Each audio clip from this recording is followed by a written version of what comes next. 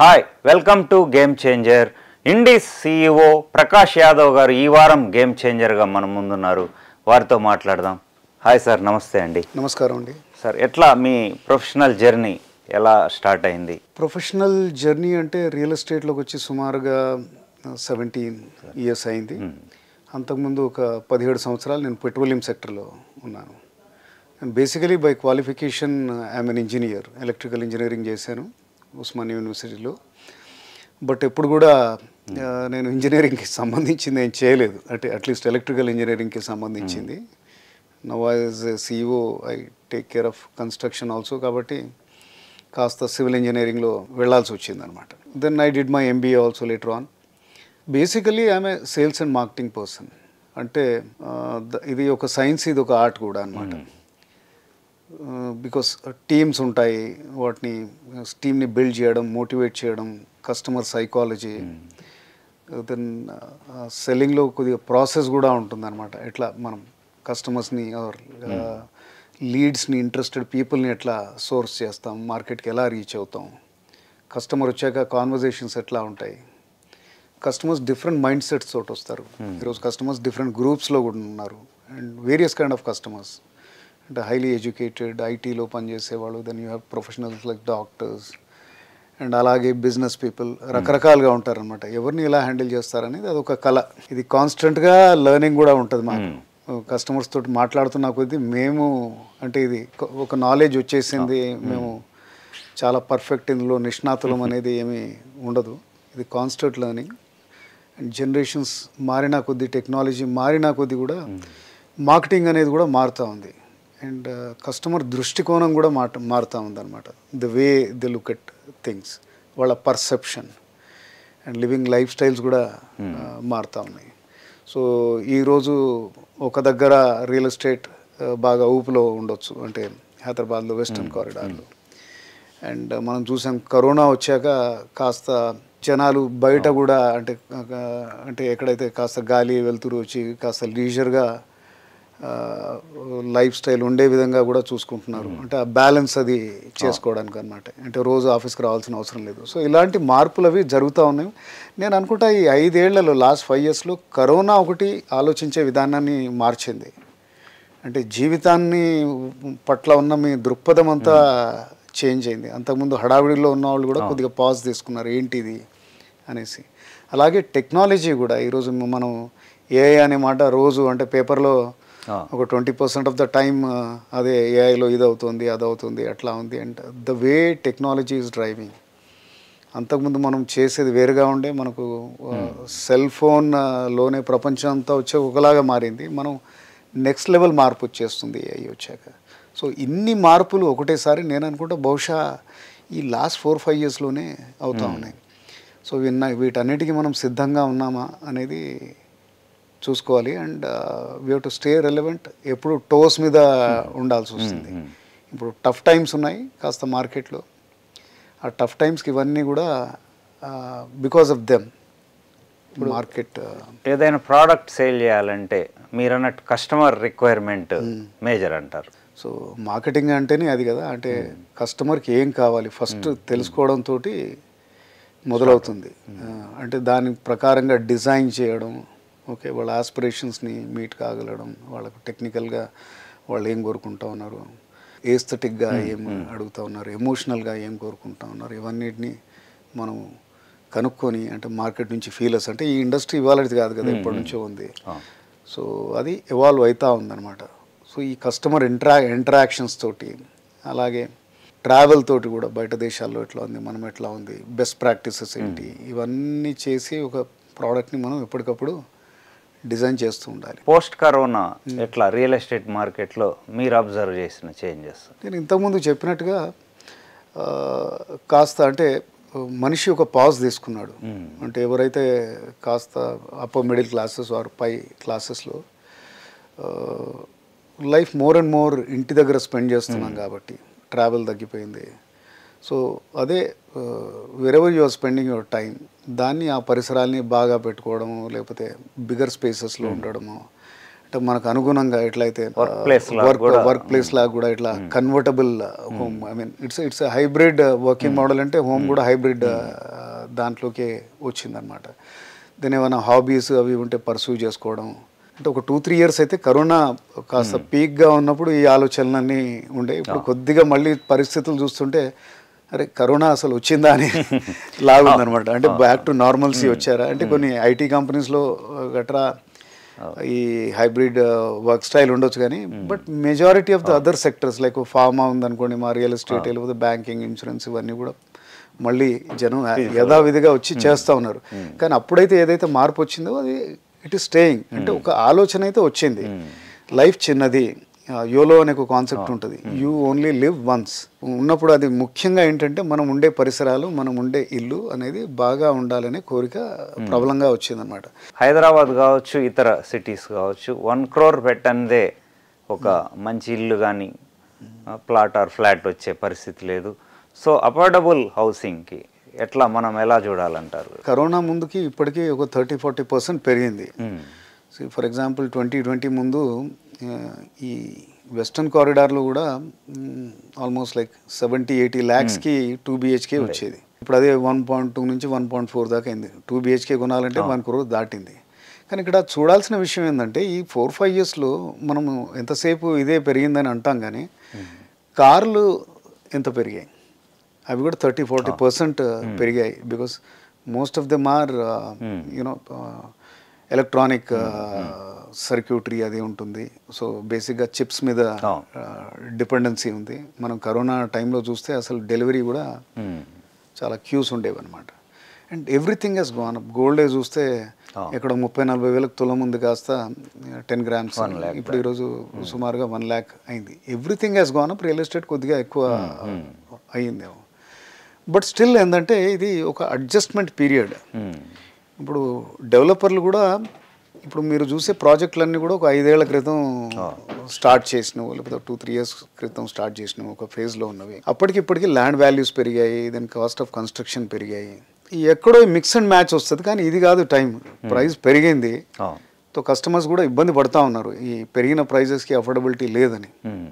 ఇప్పుడు 70-80 lakhsకి ఒక 2 BHK ఉందంటే ఒక ఎంప్లాయీ ఒక 1-1.5 జీతం వచ్చే అతను కూడా డౌన్ పేమెంట్ ఏదో 20% చేసుకొని ఒక 25-30 years హోమ్ లోన్కి వెళ్తే అయిపోయేదన్నమాట. ఇప్పుడు ఆ పరిస్థితి లేదు. ఎందుకంటే డౌన్ పేమెంటే 1.2 crores ఉందంటే దానికి 20% తన కాంట్రిబ్యూషన్ ఉండాలి, లోన్ టు వాల్యూ అంటారు, అదో 25 lakhs అవుతుంది అది. సో అలాంటి డైలమా ఉంది. సో ఇట్లాంటి సందిగ్ధం ఇప్పుడే కాదు, ఎప్పుడే వస్తూ ఉంటుంది. మనకి ఇంకొక ప్రాబ్లం ఏంటంటే హైదరాబాద్ ఒక అప్ సైకిల్ 10 years చూసింది. అలాంటి అప్ సైకిల్ జనరల్గా ఎక్కడ ఉండదు. రియల్ ఎస్టేట్ అనేది చాలా సైక్లికల్ ఉంటుంది. ఎవ్రీ 3-4 yearsకి ఒకసారి పడడం, మళ్ళీ లేవడం, ఆ కరెక్షన్స్ జరగడం అది జరుగుతూ ఉంది. సో 2000 ఆల్మోస్ట్ లైక్ 15 నుంచి 2023 దాకా ఒక 8 ఏళ్ళు అనుకోవచ్చు మనం. ఎక్కడ డౌన్ అనేది, డౌన్ ట్రెండ్ అనేది చూడలేదు. మనకు అంతకుముందు ఎప్పుడో 2007-9 ఈ global meltdown problem, then అలా అప్పుడు 2007 నుంచి 2009-10 దాకా కొద్దిగా గడ్డు కాలం ఉండే ఇక్కడ. సో అలాంటి టైం మనం చూడలేదు. సో కరెక్షన్ టైం అంటే ప్రతిదానికి సమయమే సమాధానం చెప్తుందని అంటాం కదా. మనం ఈ టైమే అంటే ఇప్పుడు చూస్తే కాస్త లాస్ట్ 1-1.5 year కాస్త క్లిష్టంగానే ఉండింది. ఇప్పుడు మళ్ళీ సేల్స్ అనేవి మళ్ళీ పికప్ కావడం మనం చూస్తూ ఉన్నాం. ఇప్పుడు there is an uptick. Last 2-3 months నుంచి అయితే బాగానే ఉంది. సో నేను ఇంతకుముందు చెప్పినట్టుగా ఎప్పుడైతే డౌన్ సైకిల్ వస్తుందో దానికి రెమెడీ ఏమి ఉండదండి, టైమే అంతే. సో టైం తోటి డెవలపర్ వైపు కూడా కరెక్షన్స్ చేస్తూ ఉంటారు. అంటే కాస్ట్ ఇంజనీరింగ్ ఎలా చేయాలి, సైజెస్ వీళ్ళు కూడా కొద్దిగా అడ్జస్ట్ అవుతూ ఉంటారు అనమాట. సార్ ఇప్పుడు చూసుకుంటే హై రైజ్ టవర్స్ కావచ్చు, భారీ ప్రాజెక్ట్స్ బుకింగ్ రోజే 1000 crore బుకింగ్స్ ఆర్ బిజినెస్ అని చెప్తున్నారు. సో ఎట్లా ఇది ఒక హైప్ అంటారా ఎట్లా, లేకుంటే రియల్ ఎస్టేట్లో ఎవాల్వ్ అవుతున్న చేంజెస్కి?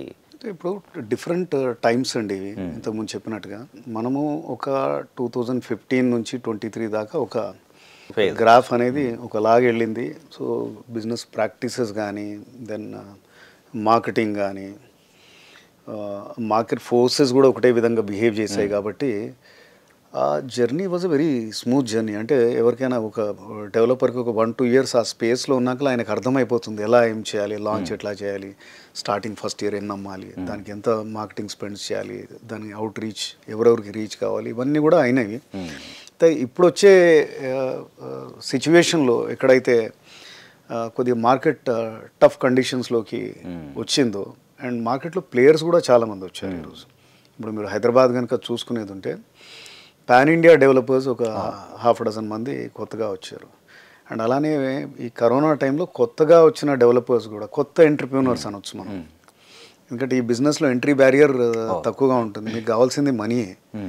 సో ఒక లెవెల్ ఆఫ్ అది ఉండేది ఉంటే you can get in to this business. అంటే బయట నుంచి చాలా ఈజీగా అనిపిస్తుంది. అండ్ వేరే బిజినెస్ లైక్ ఫార్మా అది ఇది వాటిలలో ఏముంటుందంటే ఆ స్కేల్ చాలా పెద్దగా ఉంటుంది, దాంట్లో ప్రాసెస్ ఎక్కువ ఉంటుంది, ఆ పర్మిషన్ మెకానిజం బ్యూరోక్రసీ కూడా చాలా ఉంటుంది. కానీ ఈ బిజినెస్ అనేది ఎవరికైనా on the face of it ఈజీగా చేయొచ్చు అనిపిస్తుంది. అలానే కరోనా టైంలో చాలా కొత్త డెవలపర్స్ కూడా వచ్చారు. సో పాన్ ఇండియా డెవలపర్స్ ఒకవైపు, ఇలా కొత్తగా వచ్చిన వాళ్ళు and as it is established developers కూడా చాలా స్కేలప్ చేశారు. సంవత్సరానికి ఒక ప్రాజెక్ట్ చేసేవాళ్ళు, 1000 అపార్ట్మెంట్ ప్రాజెక్ట్ చేసేవాళ్ళు 2-3 ప్రాజెక్ట్స్ లాంచ్ చేయడం, 4-5 ప్రాజెక్ట్స్ లాంచ్ చేయడం ఇట్లా. సో సప్లై ఆబ్వియస్గా ఎక్కువైంది. సో ఇలాంటి సిచ్యువేషన్లో సప్లై ఎక్కువైపోయింది, కస్టమర్ పూల్ అది పెరగదు న్యాచురలీ. సో పెరిగినా అది ఏదో మైనర్ అంటే ఒక 2%, 3% every year on year or 5% maximum పెరగచ్చు. సో దెన్ దానికి తోడు కాస్ట్ పెరిగాయి, ల్యాండ్ కాస్ట్ విపరీతంగా పెరిగాయి, దెన్ కన్స్ట్రక్షన్ కాస్ట్ కూడా పెరిగాయి. ఇట్లాంటి సిచ్యువేషన్లో మార్కెట్ చేయడం చాలా కష్టం. అంటే అన్ని వైపులా ఈ ప్రెషర్స్ ఉన్నాయి. సో డిఫరెంట్ వేలో చూడాలి. అయితే మీరు అన్నట్టుగా ఈ 1000 crores చేసాం, 500 అపార్ట్మెంట్స్ అమ్మేసాం 2 నెలలు 3 నెలలు అనేది అందరూ ఇచ్చిన అడ్వర్టైజ్మెంట్ లేకపోతే వాళ్ళ కమ్యూనికేషను కాదు. అంటే నాకు తెలిసి కూడా ఒక 3-4 చేసి ఉంటారు, దాంతో ఏమవుతుందో అందరూ చేస్తున్నారు అని దానిలాగా అనిపిస్తుంది. అలా కాదు. అంటే వీళ్ళు చేసిన దాంట్లో కూడా నాకు తెలిసి ఎవరు బ్లాటెంట్గా ఏమీ లేని దాన్ని మేము చేసామని చెప్పే పరిస్థితి కూడా ఈరోజు ఉండదు. సో ఆ ట్రుత్ ఎక్కడో దగ్గరలోనే ఉంటుంది వాళ్ళు చెప్పిన దానికి. ఎందుకంటే ఈరోజున్న వడికోల్ టెక్నాలజీ కానీ ద ఇన్ఫర్మేషన్ ఫ్లో కానీ అబద్ధం అంత ఈజీగా చెప్పలేము అనమాట. ఎక్కడో చోట యూ కెన్ ఫైండ్ అవుట్. మీరు ఒక బ్యాంకర్తో మాట్లాడినా చెప్తాడనమాట, ఈ ఫలానా కంపెనీ వాళ్ళు నిజంగానే ఇప్పుడు ఒక 500 సేల్స్ చేశారనుకోండి, ఆబ్వియస్లీ లీడింగ్ బ్యాంక్స్ ఉంటాయి 3-4, అక్కడ కస్టమర్స్ అయితే అక్కడికే పోలే. అచ్చా వీళ్ళ దగ్గర ఏమైనా ఎక్కువ ఇవి వచ్చాయా అనే క్వశ్చన్ అడుగుతాం మనం న్యాచురల్గా. సో వీళ్ళ వేరే మెథడ్స్ ఉన్నాయండి. అంటే కొన్ని కంపెనీలు అంటే కొత్తగా వచ్చిన వాళ్ళు అయి ఉండొచ్చు, గేమ్ చేంజర్స్ వాళ్ళు కూడా ఒక విధంగా చెప్పాలంటే. అంటే నేను ఇప్పుడు చెప్పేది, ఇప్పుడు మీరు అడిగిన ప్రశ్న ఎలా ఉందంటే దీంట్లో ఇది అబద్ధమా అన్నట్టుగా ఉంది. I'm saying somewhere it is closer to truth. వీళ్ళ స్ట్రాటజీ ఏంటంటే అన్లెస్ అంటిల్ లాంచ్లోనే మీరు ఒక 40-50% ఆఫ్లోడ్ చేయకపోతే తర్వాత సేల్స్ చేయడం కష్టం. లాంచ్ అప్పుడే మీడియా స్పెండ్ చాలా ఉంటుంది, అప్పుడే కస్టమర్స్ని మనం గ్యాదర్ చేయాలి. సో ఒక లాంచ్లో ప్రైస్ కూడా తక్కువగా ఉంటుంది, ఆ ప్రైస్ తోటి ఎగ్జైట్ చేస్తారు. అండ్ ఛానల్ పార్ట్నర్లు అదే బ్రోకర్స్ కూడా మార్కెట్లో చాలా యాక్టివ్గా చేస్తారు వాళ్ళని. ఇవాళ చూస్తే స్టార్టప్స్ చాలా వరకు కొన్ని ఫెయిల్ అవుతున్నాయి, మరికొన్ని స్కేలప్ అవుతున్నాయి. సో మీరు ఎలాంటి సజెషన్స్ చేస్తారు? కొందరేమో ఓవర్ నైట్లో ఇది అవ్వాలనే తపన కనిపిస్తూ ఉంటుంది. ఓవర్ నైట్లో ఏముండదండి. ఇప్పుడు స్టార్టప్స్ ఏంటంటే మనకు సక్సెస్ అందుకున్న స్టార్టప్స్ పేరే కనబడుతూ ఉంటుంది, వినబడుతూ ఉంటుంది. సో స్టార్టప్స్ అంటే ఎన్నో థౌజండ్స్ ఆఫ్ స్టార్టప్స్ ఉన్నాయి. బెంగళూరులో ఇంకెక్కువగా ఉంటాయి, ఐటీకి సంబంధించిన స్టార్టప్స్ కానీ లేకపోతే ఈకామర్స్ కానీ సంబంధించిన స్టార్టప్స్ కానీ. మన దగ్గర కూడా స్టార్టప్ ఎకో సిస్టమ్ హైదరాబాద్లో కూడా చాలా బాగానే ఉంది. సో స్టార్టప్ అనేది అసలు ఎవరైతే ఎంటర్ప్రీనర్ ఎవరైతే ఉన్నారో జనరల్గా వీళ్ళు హైలీ క్వాలిఫైడ్ లేకపోతే మంచి డ్రైవ్ ఫైర్ ఉన్న వాళ్ళే అనమాట. సో వాళ్ళకి ఏదైనా మంచి జాబ్ ఆపర్చునిటీ కూడా ఉండొచ్చు, వేరే ఆపర్చునిటీస్ కూడా ఉండొచ్చు. అవన్నీ వదిలేసి ఈ జర్నీలోకి ఎంటర్ప్రీనర్షిప్ జర్నీలోకి వెళ్ళినప్పుడే వాళ్ళు టఫ్నెస్ ఆఫ్ దేర్ మైండ్ అంటే హాఫ్గా ఒక సక్సెస్కి దూరంలో ఉన్నారనమాట.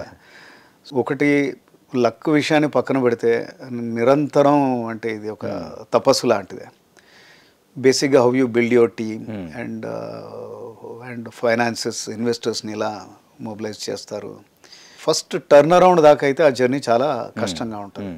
ఎవరైతే మధ్యలో గివప్ చేస్తారో ఫర్ డిఫరెంట్ రీజన్స్ వాళ్ళు ఫెయిల్యూర్గా ఉంటారు. ఒక స్టార్టప్ వాళ్ళకు మనం ఇచ్చే సజెషన్ అంటూ ఏం ఉండదు. అంటే వాళ్ళు కాన్స్టెంట్గా అది మథనం, దే నో, ఐ మీన్ కంటిన్యూస్గా ఐ థింక్ లేస్తూ తింటూ పడుకుంటూ ఆల్ స్టేజెస్ అదే, that is at the back of their mind. And డెఫినెట్గా అది ఒక్కడి ఇది కాదు. ఆ జర్నీలో డెఫినెట్గా ఆయన వెంట ఒక 20-30 మంది సేమ్ మిషన్ తోటి ఉంటారు. Good for the nation. ఎందుకంటే మనం నెక్స్ట్ లెవెల్కి వెళ్ళినట్టే. ఇంతకుముందు అంతా ఒకనొక కాలంలో గవర్నమెంట్ ఉద్యోగం వస్తే బాగుండనే దగ్గరికి నుంచి నెక్స్ట్ ప్రైవేట్ ఉద్యోగాలు ఐటీ వచ్చాక మేజర్లీ ఒక ఇన్ఫోసిస్లో పనిచేసేదానికి ఒక గవర్నమెంట్ ఉద్యోగంలో పనిచేసేదానికి చాలా తేడాలాగా అయిపోయింది. దెన్ ఉద్యోగాలు క్రియేట్ చేయడం, నేషన్ ఇంకా నెక్స్ట్ లెవెల్కి వెళ్ళాలంటే. అండ్ కంట్రీలో కూడా మనం లాస్ట్ 2 decades నుంచి చూస్తుంటే మేడ్ ఇన్ ఇండియా అది ఇది ప్రోత్సాహకాలు వాళ్ళు కూడా ఇస్తూ ఉన్నారు.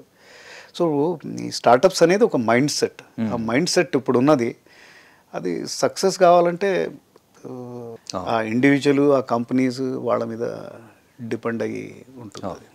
Right sir. ఇప్పుడు లైఫ్లో సక్సెస్ కావాలంటే కంపల్సరీ హార్వర్డ్ యూనివర్సిటీలో చదవాలా, లేకుంటే హార్డ్ వర్క్ సరిపోతుందా, లేకుంటే రెండు బ్యాలెన్స్ చేసుకో? ఎడ్యుకేషన్ అనేది ఒక విధంగా మీకు హెల్ప్ చేస్తుంది, but that is not everything. ఇప్పుడు మనం చూస్తాం ప్రీమియర్ ఇన్స్టిట్యూట్స్లో చదివిన వాళ్ళు కూడా, ఐఐటీస్, ఐఎమ్స్లో చదివిన వాళ్ళు కూడా ఎవరో ఒకరికి ఉద్యోగం చేస్తూ ఉంటారు for some salary also. And ఒక ఎంటర్ప్రీనర్షిప్, ఒక కంపెనీ పెట్టారు. ఇప్పుడు మనకు సిటీలో ఉన్న రియల్ ఎస్టేట్ కంపెనీస్లోనే చూస్తే అది వాళ్ళ వాళ్ళ వాళ్ళ వడికోవాలి వాళ్ళ ప్యాషన్. అది ఫస్ట్ ప్యాషన్ ఉండాలి, రైట్ యాటిట్యూడ్ ఉండాలి. ఎడ్యుకేషన్ అంటే ఈరోజు ఎవ్రీబడి ఈజ్ ఎడ్యుకేటెడ్. నాకు తెలిసి మీరు you come across anyone 80% of the chances అంటే ఏజ్ అంటే ఒక 40 years పైన, 40 years లోపల ఉన్నవాళ్ళు ఆర్ 50 years లోపల ఉన్నవాళ్ళు either is an engineer on minimum MBA graduation. అంటే ఆ బేసిక్ ఎడ్యుకేషన్ ఉంటుంది. అంటే గ్రహించగలిగే నేర్పు ఉండడం. అంటే ఫస్ట్ ఆఫ్ ఆల్ ఏంటంటే క్యూరియాసిటీ ఉండాలి, హంగర్ ఉండాలి. ఆ రెండు ఉన్నప్పుడు గ్రహించగలిగే శక్తి అంటే మీ బేసిక్ ఎడ్యుకేషన్ ప్రొవైడ్ చేస్తుంది. మరి హార్వర్డ్ నుంచో స్టాన్ఫోర్డ్ నుంచో ఉండాల్సిన అవసరం ఉండదు అనమాట. సో హార్వర్డ్ స్టాన్ఫోర్డ్ నుంచి ఉండి కూడా మీకు డ్రైవ్, హంగర్ లేదనుకోండి, సో అది ఆ సక్సెస్ ఒక దగ్గర దాకా సక్సెస్ అంటే ఆ బ్రాండ్ తోటి ఒక దగ్గర దాకా వెళ్తారు మీరు. ఒక ఉద్యోగంలో నెలకు సంవత్సరానికి 1 కోటి రూపాయల శాలరీ, 2 కోట్ల శాలరీలో ఉండొచ్చు, but that is end of it. అట్లే ఉంటుంది అనమాట. So majorly it is about attitude and your hunger. Sir ఇప్పుడు యూత్ సక్సెస్ కావాలంటే మళ్ళీ మీరు ఇచ్చే 3 సజెషన్స్, టాప్ 3. సో బేసిక్గా నేను అనుకునేది ఏంటంటే ఫస్ట్ ఆఫ్ ఆల్ ఏదైనా సక్సెస్ని డిఫైన్ చేసేది, సక్సెస్ఫుల్గా కావాలంటే ఫస్ట్ కావాల్సిన ఇంపార్టెంట్ థింగ్ ఈజ్ డిసిప్లిన్. ఆ డిసిప్లిన్ కూడా దాన్ని డ్రైవ్ చేసేది. డిసిప్లిన్ దీన్ని డ్రైవ్ చేస్తుందా లేకపోతే ఈ ఫలానా హ్యాబిట్ డిసిప్లిన్ని డ్రైవ్ చేస్తుందా అనేది అది డిబేటబుల్. ఏంటంటే first you should be focused on your health and fitness. So unless until మీరు ఒక గంట సేపు మీ మీద మీరు స్పెండ్ చేసే అది లేకపోతే, ఇంట్రెస్ట్ కానీ లేకపోతే ఆ డిజైర్ కానీ లేకపోతే ఇంకా నెక్స్ట్ మనం చేసేదేమీ ఉండదు. It can be anything, either running or playing a sport.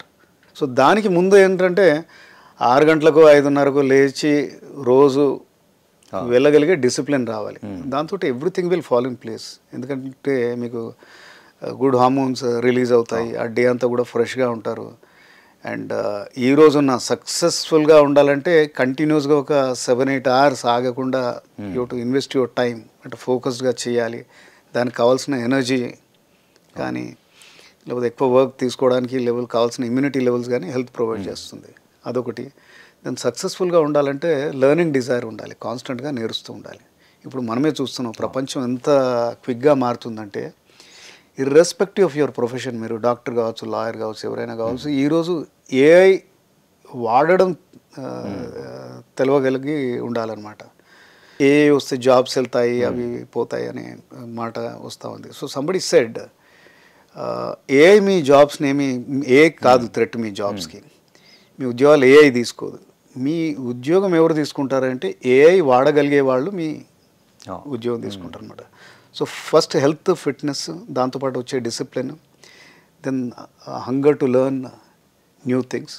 ఇప్పుడు సక్సెస్ని మనీతో మెజర్ చేసే పరిస్థితి వచ్చింది. విలేజెస్కి వెళ్తే అంతకుముందు ఎలా ఉన్నారు అని అడిగేవాళ్ళు, ఇప్పుడు ఎంత సంపాదించారు అనేది క్వశ్చన్ చేయడం అనేది చూస్తున్నాం. సో మీరు ఎట్లా చూస్తారు సార్? సక్సెస్కి 2-3 మెట్రిక్స్ అంటే, ఒకటి మనీ అనేది డెఫినెట్గా వస్తుంది. ఇప్పుడు ఒక మనిషి మీకు ఆయన నోటితోటి చెప్పకుండా 2 ఏళ్ల క్రితం ఒక చిన్న కారులో కనబడ్డాడు, తర్వాత మీరు పెద్ద కారులో దిగుతున్నారంటే ఆయన సక్సెస్ఫుల్ అయ్యాడనేది మీరు అనుకుంటారు. మీరు అన్నట్టుగా అది నాకేమో అపోహ అనిపిస్తుంది. ఏది విలేజెస్లో ఆ ఆప్యాయత అంటే మీరు ఎలా ఉన్నారు అది ఇదని. నేను విలేజెస్లోనే చూశాను, బాగా మొహం మీదనే అడిగేస్తారనమాట, ఎంత వస్తుంది నీ జీతం అని. అది సిటీలో కొద్దిగా మొహమాటం ఉంటుందేమో కానీ ఎంత సంపాదిస్తున్నావు, ఎంత వస్తుంది నీ జీతం అని అంటారనమాట. So there is nothing wrong.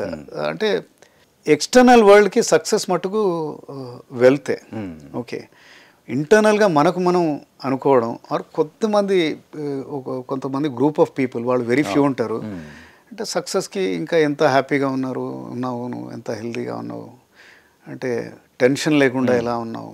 అంటే ఇప్పుడు ఏముందంటే ఈ కాలంలో మీరు యువర్ స్ట్రెస్డ్ బికాస్ ఈ ర్యాపిడ్ చేంజెస్ అవుతా ఉన్నాయి కాబట్టి ఆ చేంజ్కి అడాప్ట్ కావడం కొద్దిగా కష్టంగా ఉంటుంది.